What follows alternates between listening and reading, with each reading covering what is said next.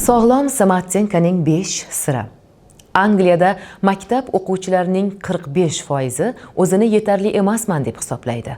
Ota-ona va o'qituvchilarning doimiy tanqidi bolalarning o'ziga bo'lgan ishonchini pasaytiradi. Bu esa keyinchalik depressiya va ijtimoiy faollikning pasayishiga olib keladi. Bir bola testdan 90% natija oldi, ammo o'qituvchisi faqat xatolarni sanab o'tdi. Bola daftarni yopib yig'ladi. Shu lahza uning ishonchi sindi. Ota-onasi ham uni ko'proq harakat qil deb tanqid qilar edi. Shu tariqa bolaning o'ziga bo'lgan ishonchi asta-sekin yo'qoldi. AQShda Positive Feedback dasturi joriy qilingan maktablarda esa o'quvchilarning kichik yutuqlari ham rag'batlantiriladi. Natijada bolalarda sog'lom Samartenka shakllanib, ular o'ziga ko'proq ishonadigan faol shaxs bo'lib yetishadi. Savol: bolada sog'lom Samartenkani qanday shakllantirish mumkin va ota-ona bu borada nimalarga e'tibor berish kerak? Biz bu borada o'zbekistonlik mutaxassisning fikrlarini eshitamiz.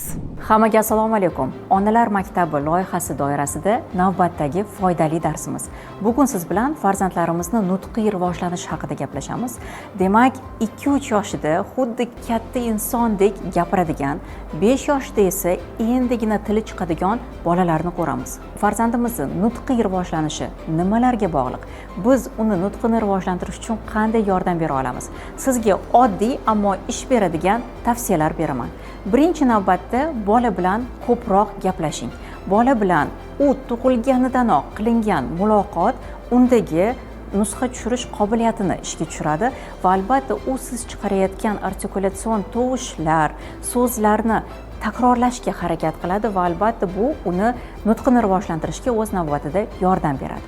Ikkinchidan, farzandingizga ko'proq kitob o'qib bering. Ha, ayni bolalar uchun qiziq bo'ladigan adabiyotlar juda ham ko'p va bu adabiyotlar sizni doimiy hamrohingiz bo'lishi kerak. Bu sayrda bo'ladimi, bu uyda bo'ladimi, qayerdadir navbat kutayotgan bo'lasizmi? Albatta yoningizda bitta kitob bo'lsa, bolani vaqtini maroqli va foydali o'tkazgan bo'lasiz. Uchinchi tavsiyam bu bolani 3 yoshgacha gadjetlardan uzoqroq tutish. Gadjetlardan uzoqroq tutar ekansiz, bola kitoblarga qiziqishni yo'qotmaydi. Gadjetlarga va ekranga o'rganmas ekan, bola tengdoshlari bilan muloqot qilishga bo'lgan tabiiy moyilligini yo'qotmaydi va albatta tengdoshlari bilan bo'layotgan muloqotda u yanada nutqi rivojlanish ehtimoli yuqori bo'ladi. Aziz onalar, farzandingizni chiroyli gapirishi, nutqi shakllanishi va bu narsa to'g'ridan-to'g'ri uni fikrlashni rivojlantirishga yordam beradi. Chunki nutqi rivojlanar ekan, u sizga beradigan savollari ko'payadi, sizdan oladigan ma'lumotlarni tahlil qiladi va bu unga shiddat bilan aqliy, kognitiv jihatdan rivojlanishga yordam beradi. Agar siz bu tavsiyalarga amal qiladigan bo'lsangiz, farzandingizni nutqiy rivojlanishda hech qanday muammo bo'lmaydi va uni nutqi ravon, ishonchli va fikrlashi ham teran bo'ladi. Keyingi darslarimizda ko'rishguncha sog' bo'ling, salomat bo'ling.